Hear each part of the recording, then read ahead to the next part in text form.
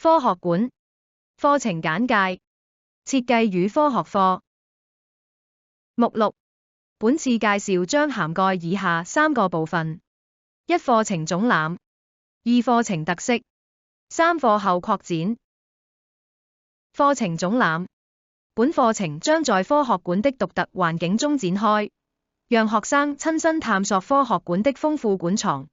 並結合人工智能進行深入探究，帶來一場寓教於樂的學習之旅。課程概要：課程主題與目標。本課程充分利用科學館的航海科學、機械人、聲學、物理力學、遺傳學、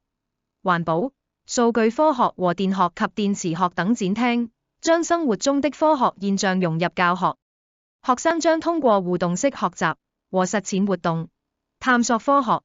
資訊科技和藝術的融合，充分實踐 STEM 加教育理念。課程基本信息：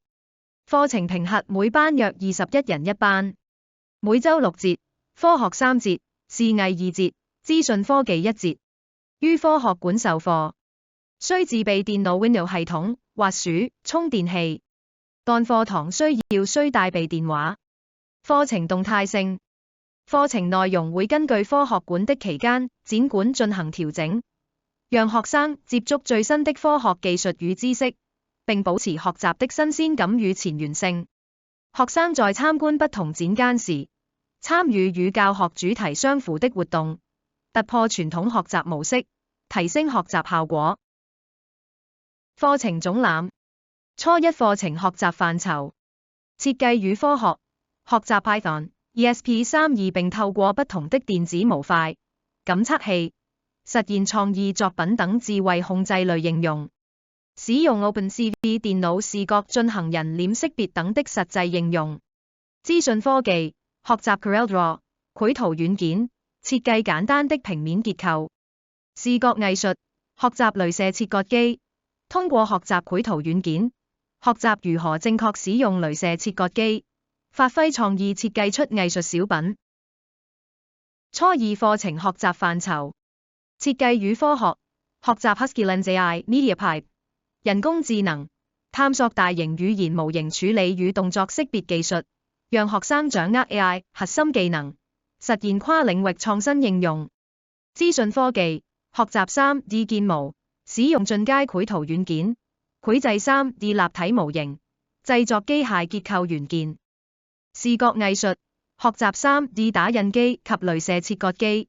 溝通不同的繪圖軟件，設計出2維、3維藝術設計。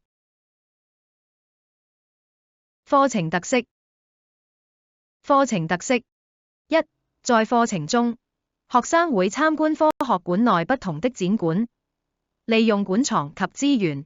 進行與教學主題符合的活動教學，跳出傳統學習的框架。課程亦會按科學館的期間展館做出相應的調整，讓同學能了解並學習到最新的科學技術及知識。二、鼓勵熱愛地球、致力於綠色環保的同學，通過專業知識的學習，讓參與的你有能力提出創新的想法，加速綠色設計及開發的流程，發揮個人創意、影響力，一同攜手推動綠色精神，實現綠色承諾。現在就加入我們，用行動來證明和落實強大的永續發展作為，邁向永續發展的腳步吧。三、利用 Unity 等軟件的物理引擎，從現實和虛擬2個維度與學生共同探究科學。更進一步，學生也可把學到的 3D 建模知識與編程知識加以利用，令自己的設計在畫面中動起來。以下是學生作品。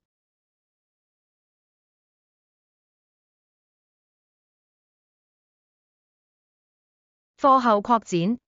我們提供多樣化的課後活動，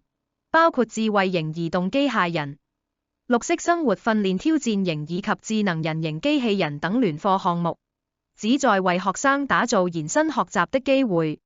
這些活動不僅豐富學生的課後體驗，還提供多元平台，讓學生展示才華。通過參與國內外比賽，學生能夠開拓視野，